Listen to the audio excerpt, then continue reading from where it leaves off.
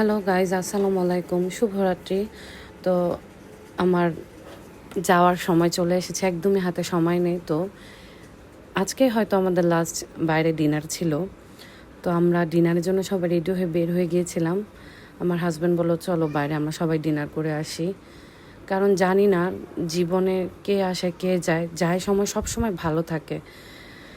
যে কথায় বলে না, যায় দিন ভালো। তো আমরা বের হয়ে গিয়েছিলাম সবাই, শুধু আমার ছোটো বোন বাদে, কারণ ওর বেবি হয়েছে তাই ও বাসায় ছিল।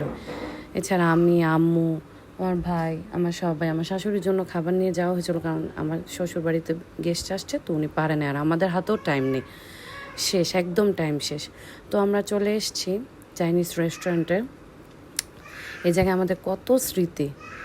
তো চাইনিজ রেস্টুরেন্টে আসলাম, এখন খাবার অর্ডার করব। তো সবারই পছন্দের খাবার আছে, ওগুলি অর্ডার করছি। তো খাবারও চলে আসছে। তো স্যুপ, অন্থন, কারি, ভেজিটেবল আর রাইস আর হচ্ছে ফ্রাইড। তো এই তো খাবার দিল। আর বাংলাদেশের চাইনিজ এত মজা, অ্যাব্রোডের চাইনিজ, আমি এত বছর ধরে অ্যাব্রোডে থাকি, আমার কাছে ভালো লাগে না।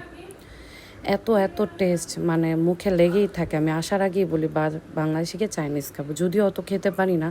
তারপর আলহামদুলিল্লাহ, আল্লাহ রিজিকে যতটুকু রেখেছে সবাইকে নিয়ে আনন্দ করা, করা। তো যাই হোক, সবাই ভালো থাকবেন, সুস্থ থাকবেন।